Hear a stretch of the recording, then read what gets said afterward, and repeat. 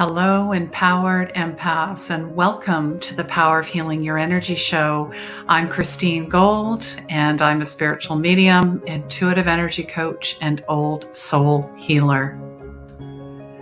This is a live show and podcast all about unconditional love, your light, your intuition, and your soul's purpose.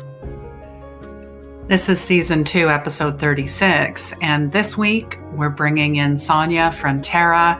She is an empowerment trainer, a lawyer with heart, and an author of many books, including the one we're going to talk about today, Relationship Solutions: How to Heal Your Heart.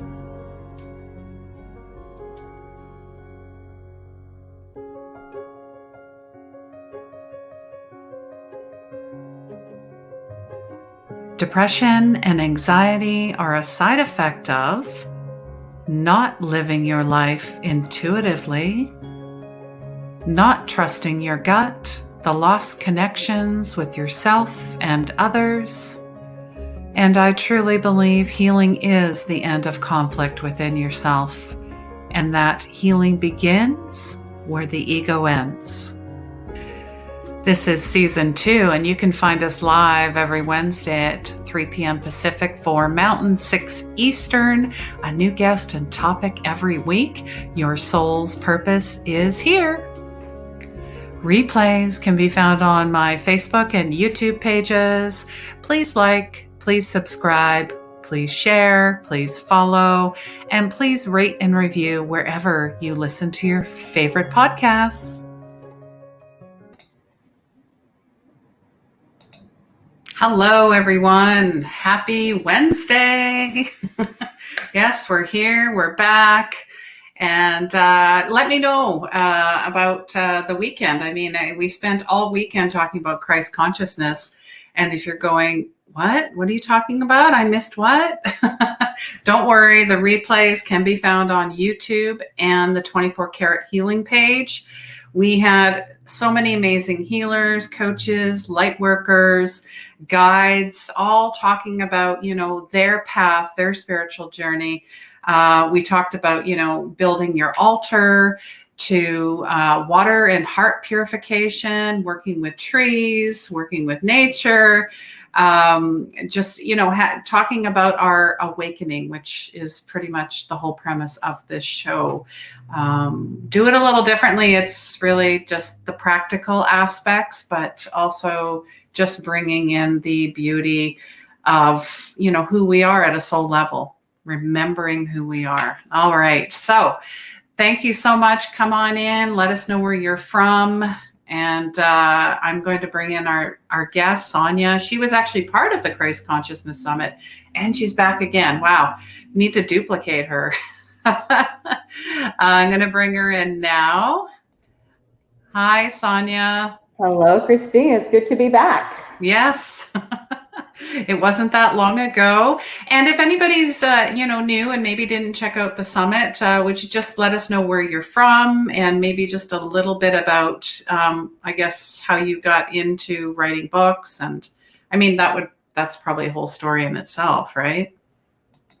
Sure. I'm a practicing attorney, but what I really love to do most is to empower others. And I do workshops and retreats, and I author books and content that helps people heal their hearts and turn their adversity into fuel for personal transformation.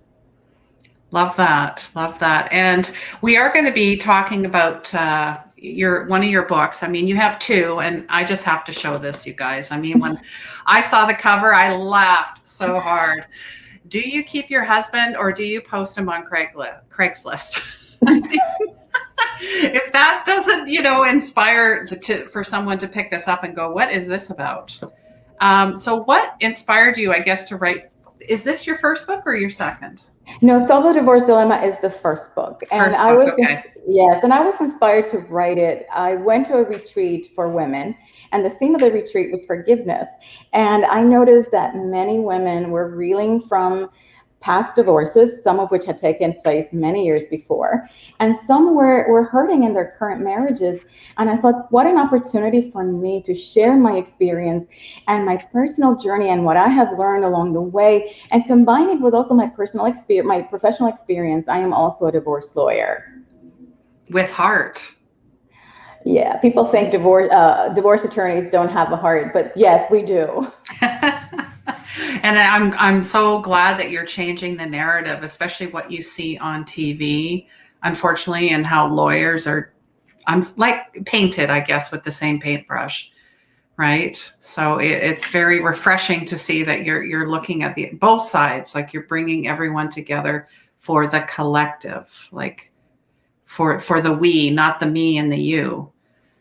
Yes, and you'd be surprised. And something that I learned as I transition from my work in government to becoming a collaborative divorce lawyer is that many of the attorneys that I started working with are really wonderful human beings. And they hate the toxicity of divorce just as much as the parties, as the couples. And I think we need to start shifting that consciousness from having adversarial proceedings, having adversarial divorces, to divorces where people come together and focus on creation, what they're going to do once they dissolve their marriages is, and create a life that is joyful, that protects their children.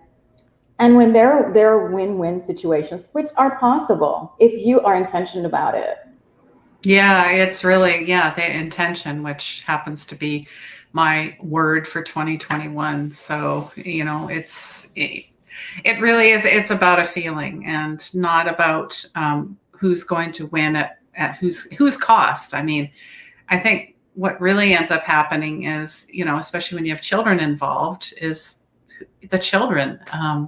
That's what really matters more than anything. So I'm just going to say hello to a few folks here. Patty is here with us. And yes, she is saying happy Wednesday. And thank you for joining, Patty. We so appreciate your support. And our lovely friend from South Africa, Karath, is joining us. Thank you so much for being here. Please share, you guys. And, maybe you have a friend. Even if you're listening, if it's on the replay, maybe you know someone, maybe you are that person that's going through a divorce or thinking about it, or just a breakup in general, or maybe you haven't healed from that, as Sonia had mentioned. So we're going to talk more about the book, Relationship Solutions. And you know what? I'm not even halfway through the book.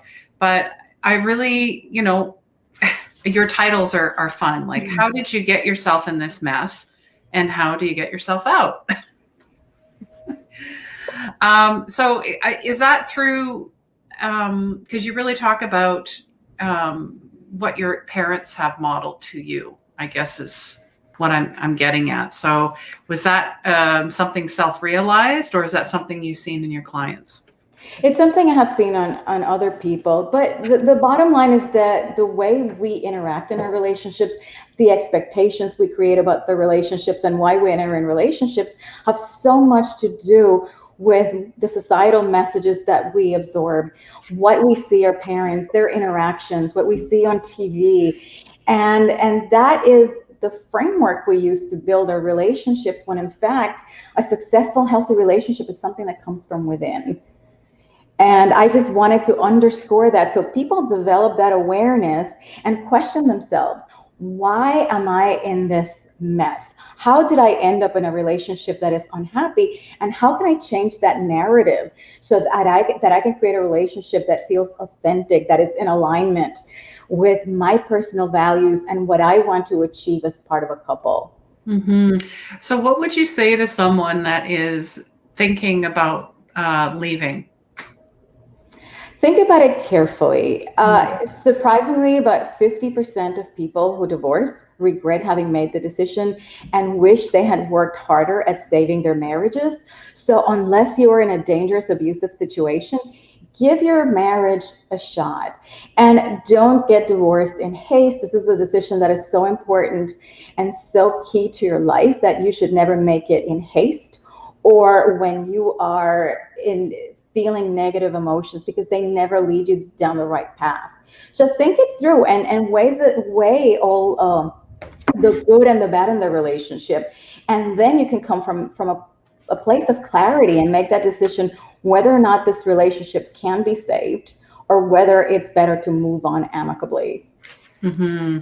And I think, the key, the abusive relationships, and, you talk about red flags too. I think this is really important because I've been hearing, since 2020, since the pandemic hit, that domestic violence has increased. I don't know the percentages, but it's a real issue. And it's not just physical abuse, it's mental and emotional. And those are the two that people can't see. That's right. But you can feel. It's very destructive. And what happens now during the pandemic, one thing that people don't realize is that isolation is the power tool of the abuser. And when you don't have access to support systems, to the activities and things that nourish you and kept you sane, you are forced to remain locked down with somebody who's abusive, has more power, more control over you. And then you find in situations that escalate and get worse over time. Absolutely. And you know what, we could never be able to quantify abuse, because I think that for every instance of abuse that comes to light, there's many others that go unreported or underreported. So we never really know how many people. The estimates are 1 in 4 women and 1 in 7 men. Yeah, and that's important to have men step forward, because I'm seeing that more and more show up, that men are stepping forward where they would feel a lot of shame, where they wouldn't think they were man enough. I should be able to, that control, that matriarch type of relationship. So thank you for addressing that as well.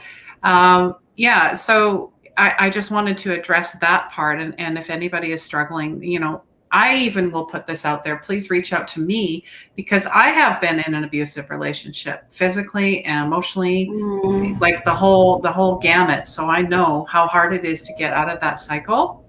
Yes. Because it is a cycle. It is. Yeah, it is. And they really like to push make you feel like you're the one that's crazy. Just remember, if you ever hear that, oh, you're acting crazy, that's a huge red flag for someone to say, because 1, they're dismissing you. 2, this will probably happen again. 3, there might be other issues with this person. So I would say run. That's all I would say. So, and really it's all about safety. And why do you think we dismiss red flags? I think we like to see our partners in the best light. We are in love with this person and we want to see the best in this person. And we sometimes downplay, ignore, or reinterpret what is really going on, because we want to stay together with this person and we don't see it. And other people are not necessarily going to point it out. And if they do, we may not pay attention. We may not believe it. So that's why awareness is so important in all relationships, but in abusive relationships in particular, you really want to pay attention to what this person is doing, and most importantly, how it makes you feel. Because when somebody makes you feel bad about yourself, that is a real red flag. Absolutely. I always say make you feel yucky. Like if you eat something and it doesn't feel good, pay attention. The same thing when, someone says something or you're around them and something just doesn't, that's your intuition. And I think it's happening more and more because we're waking up. Thank God. Yes, thank God is right. Absolutely. And yes, Patty, she's just saying that I do know parts of her story, and I just really am sending a lot of love and peace and blessings to you, that, the best outcome for you. Karath is just saying we're the sponge of the stereotype dream relationship. Yeah. With broken verses, extended promises. Yes. Yeah. And it is an illusion. It is a dream. It is, a fairy tale. I think of, Cinderella, which I seem to talk about quite a bit lately, but it's that fairy tale. And then I'm not saying don't, enjoy the fairy tale, but don't think that the white knight is going to come and save you. Yes, we romanticize relationships, and we need to be mindful that relationships are not just about the romantic moments. It's holistic. It's about sharing your life with the good and the bad and the ugly. And when you just focus on the expectation that things are going to be perfect and rosy, it leads to disappointment and the inability to create from a place of reality. Yeah, that's very important. I feel, because I have worked with a few of my clients that actually sabotage themselves that way through high expectations. Right, the expectations of, sometimes we have the expectations, this is how our parents lived, or this is what we see on TV. And it doesn't bear any resemblance, especially when it is something that has to come from within. What is it that you bring to a relationship? What is it that you want to create with a partner? And that is the genuine, authentic starting point for a healthy relationship. Mm-hmm. Absolutely. And you talk about transcend, like closer to the end of the book, you talk about transcending your fears and writing a new story. How would someone go about that? What would be the starting point? The starting point is right here and right now. There's no better place to start than where you are, and no better time than right now in this moment. We tend to allow fears to paralyze us, and sometimes these fears are rational, sometimes they're irrational. But the bottom line is that our fears have something to teach us. So what we need to do is start paying attention to what our fears are and confronting them head on, and keep on thinking of the worst case scenario, because very often we think that we have a small fight or our relationship's going to end and we're going to end up under a bridge eating cat food and no one's going to love us ever again. And these scenarios are very harmful. We need to step back and confront our fears and then change the narrative, because when you think about it, these fears tend to be narratives. These are stories we tell ourselves of what's wrong, what's going to happen, what won't happen, what is the outcome if we were to end a relationship or we can't repair it. So what we need to do is take control of the narrative and change it to something that excites us, and the starting point is always creation. We need to create our destiny, and we have the control to do that on our terms. So you need to get your mind around that concept that you can create your happiness and start taking baby steps, because it can be really daunting and it's frightening to end a relationship or try to change something that's not working. But getting clarity as to what you want to create and then starting to take baby steps in that direction is really the way to go, because once you build on this baby step, then it's the next one, it's the next one, until you feel more comfortable. You have the confidence to create that happiness that you want and that you deserve. Mm-hmm. Yeah, great baby steps, and it's a step, and it's a leap of faith too, knowing that you've got this. And I really, want to talk about. You can write down the pros and cons if you'd like, but the ego tends to lay heavy more on the con. Just make it more negative, I guess would be the word. But really, how do you feel with this person versus how you would feel on your own? Exactly. And that's discernment. So really, what's the worst thing that could happen?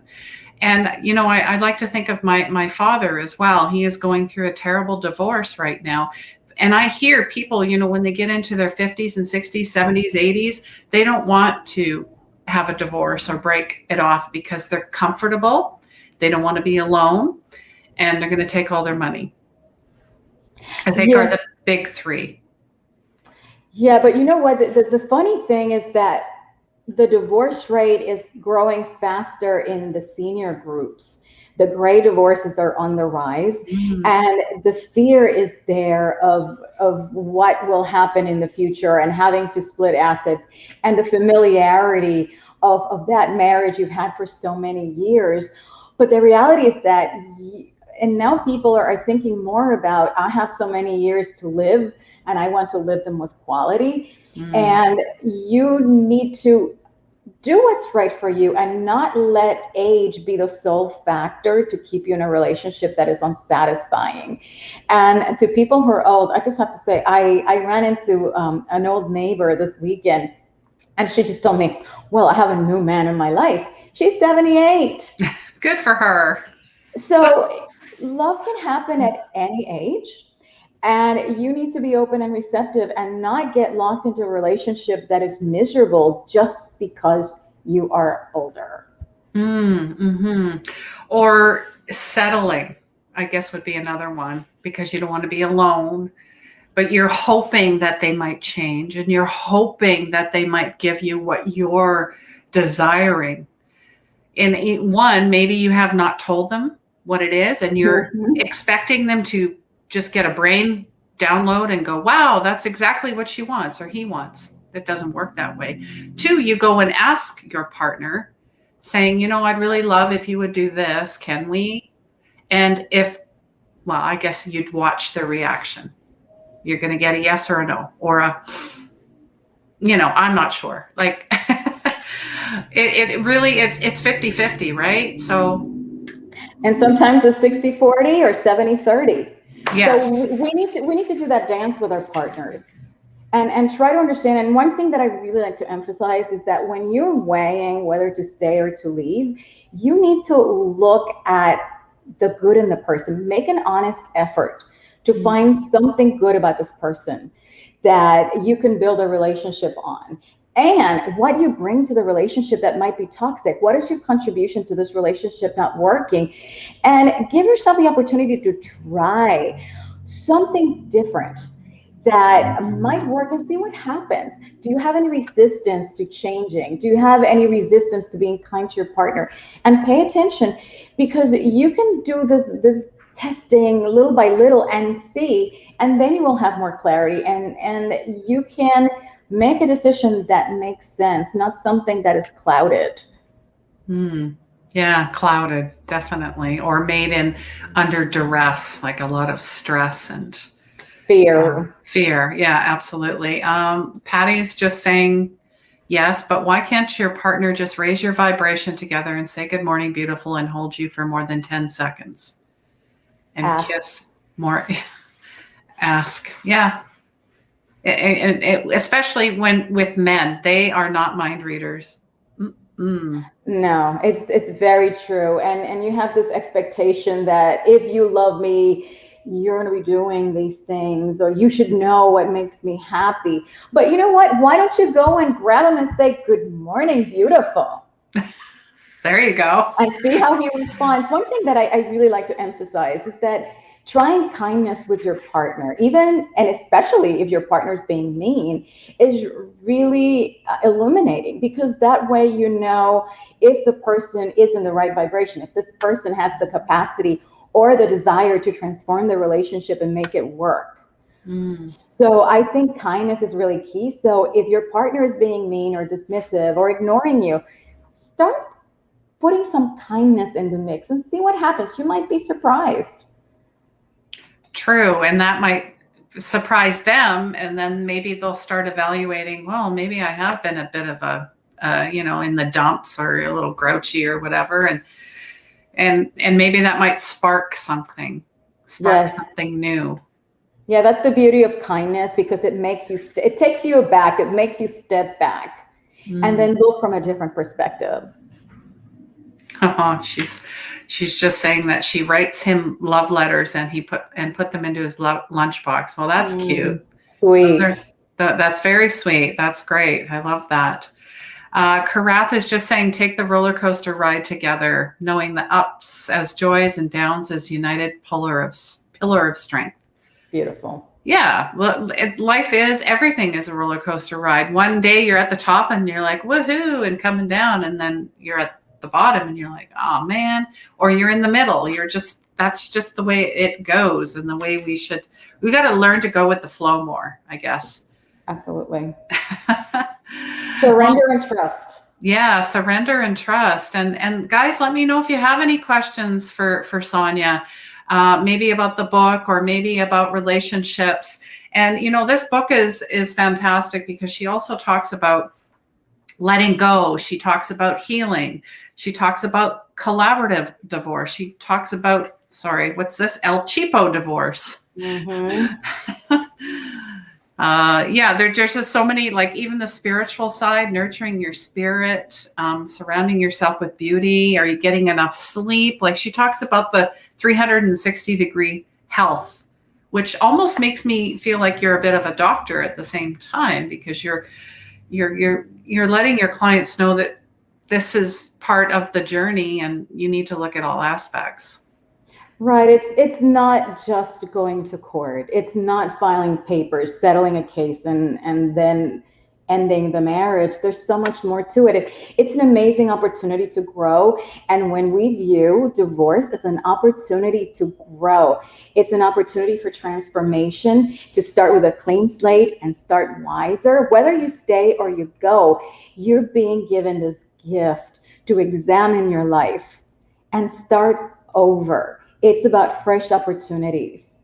It's about enlightenment. It's such a great opportunity. And when you reframe the way you look at it, it just completely changes everything. Mm-hmm.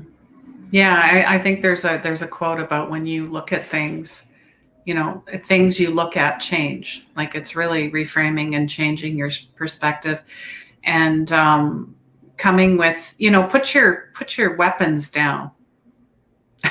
Disarm, because when you've got them up, the other person's going to be doing the same thing, and guess what? You're at a standstill.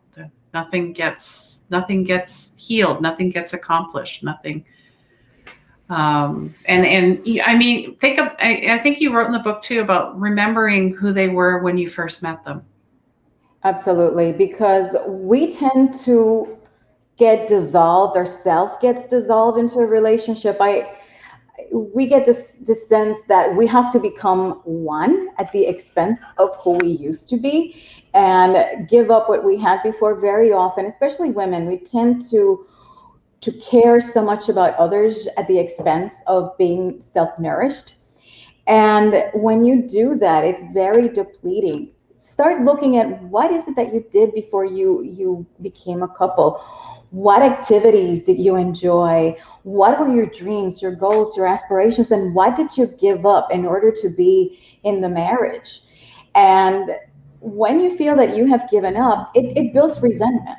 Mm-hmm. And it's very toxic to the relationship. So nourishing yourself, first while you're in the relationship, and see what happens. You become a more loving partner, parent, child, and you have so much more to give to others, and create something that is joyful for everyone.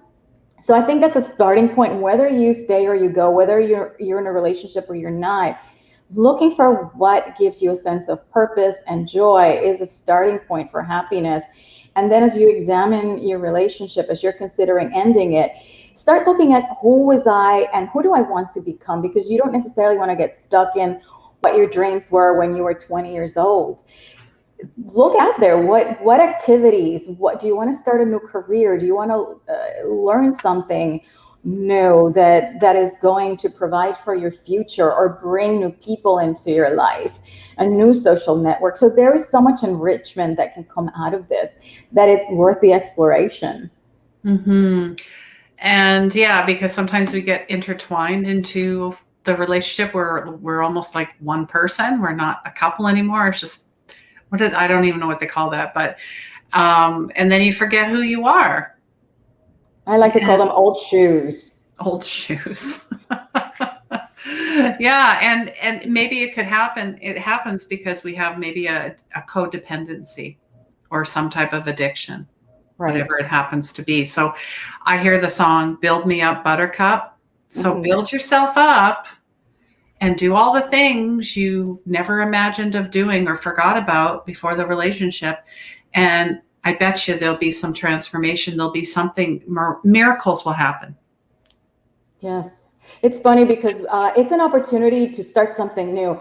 One of the mediators in my network locally, she's a divorce mediator. And the reason why she became a mediator is because when she was getting divorced, the mediator was terrible. And she said, I can do a better job at this.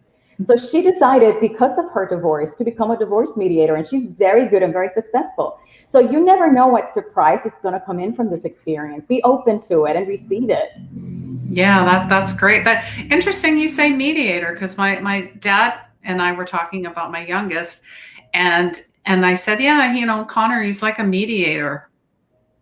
He goes, yeah, actually he is. He sees things from both sides, and he can maintain his presence and just facilitate. And I'm just like, yeah, because we were talking about his aspirations.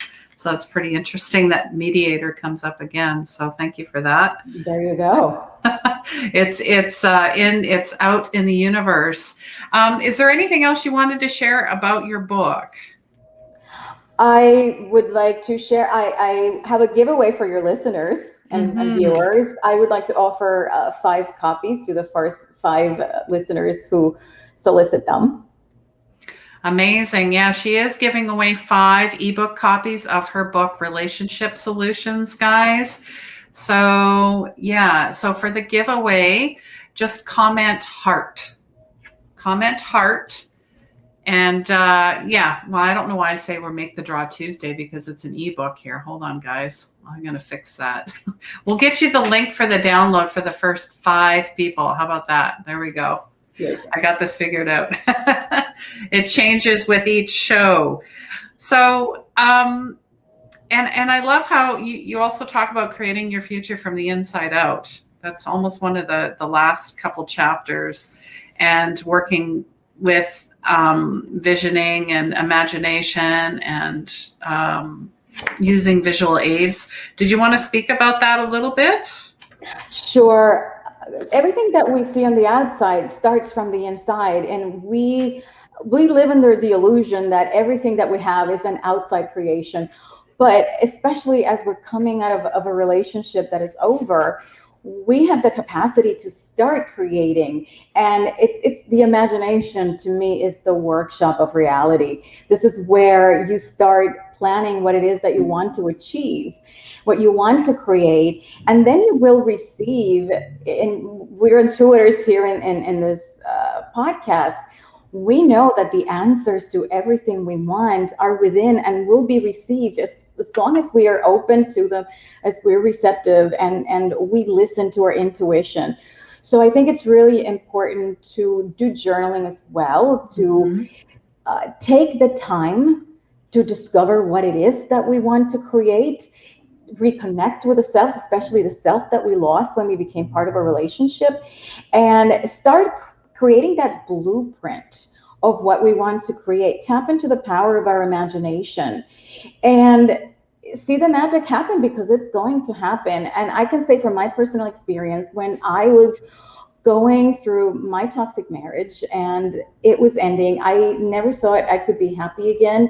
I never thought I could love again or be loved again. And my life has changed so radically. And it was when I was willing to let go, surrender that dream that I had, that ideal of what my marriage is going to be like, and was able to peacefully release it, let it go, and absorb the lessons that came out of this experience. Then you have a foundation to create the future and the happiness you deserve. Because the fact that your relationship ended doesn't make you a failure, and does not mean you do not deserve to be happy again. Absolutely. In fact, it's a chance to start fresh, start over, and really look at yourself and examine yourself and go, am I, as they say, looking for love in all the wrong places? Why do I keep attracting the same type of people into my life? Why am I always, I know a few people that say this, they're used or abused and then thrown away. And you actually invite that in, as much as you don't want to tell them that, but it's true. You kind of replicate and duplicate relationships. Right. You will keep on repeating the same experience until you get the lesson. And you will continue to date and marry the same guy in a different body. Absolutely. So Yeah. do the homework. It's all about doing the homework. And I think where people go wrong is they recouple very quickly Yes. without really taking the time to understand what went wrong. Because, especially now that narcissistic abuse is such a fad and it's such a topic of conversation. Okay, so your husband's a narcissistic abuse, your wife is narcissistic. You ended up with this narcissistic person. Why? How did this person come into your life? What is it that I am doing that attracts a person and it creates enables those narcissistic dynamics? So you need to ask those questions, or otherwise you will keep attracting the same kind of person over and over again. Yeah, and I'm speaking from experience. That would be me. Mm. I know all about it, guys. So it's really, it hurts and it sucks, and you go through the victim consciousness, as they would say, and then you go through all these stages. It's like grief. And then you really fully step into your power and your sovereignty and your truth, and you start creating boundaries, and then you start watching. It's like watching a movie, watching people's reactions and who falls away and what comes in, and you really do manifest your reality. And it's really important to be the observer. That's a fantastic starting point to understand what's going on, and then you can create something different because you can choose. Yes. Yeah, you have the power of choice. We all do. All right. Looks like Patty is first one in to get that ebook. Super duper. We will get you a link for that. And Karath is just saying, I created a like-minded companion who knows the joys and strength pillar. We are a unique couple, united forever and never will walk alone. Oh, that's very sweet. I love that. I love that. Well, Beautiful. Thank you so much, Sonia, for joining us and for writing these books and for doing what you do. I mean, it's, you've got lots of praise. I love how each chapter you talk more about, like you do some reframing reflections after each chapter so people can dive in a little more with a journal or just to sit there and reflect on each chapter. So I do appreciate that. And it makes it digestible, like little bites here and there, right? What I really want to emphasize to readers is that when they ask me, so what are the relationship solutions? I don't know. I give you the tools so you can bring them out because you have all the wisdom, you have all the answers that you need, and the power to create the happiness you deserve. Very well said. Thank you so much for being here. So if you guys, there are 5, well, now there's 4 copies, ebook copies of Relationship Solutions written by the lovely Sonia Frontera. And I wanted to share just a few things before we close out. Tomorrow, I am hosting a new moon ritual readings and healings tomorrow at 4 p.m. Pacific. And there is also a full moon ritual readings and healings, June 24th. So you can go and register online for that. If you need the link, just comment new moon or full moon. As well, the Christ Consciousness Summit has already happened, but you can go back on Facebook and YouTube and watch the replays of your favorite guests and hosts. And I mean, whatever the healing or meditation was, it works. It's highly transformational. I highly recommend, we can all learn something as well. And then this Saturday is a special time because I'm going to be part of a podcast summit all day for most of the day. So it's actually Saturday at 8 a.m. Pacific. So if you want to join our group, just comment soul. All right. Once again, thank you so much, Sonia, for your time and all of your beautiful sharing with us. I mean, you've been with us twice now, and I'm sure we'll work together again. And I would love to. Sending you so much love and enjoy your summer. It's right around the corner. Well, thank you so much for having me, and blessings to you and to all the viewers and listeners. All right, guys, take care. And please remember, healing begins where the ego ends.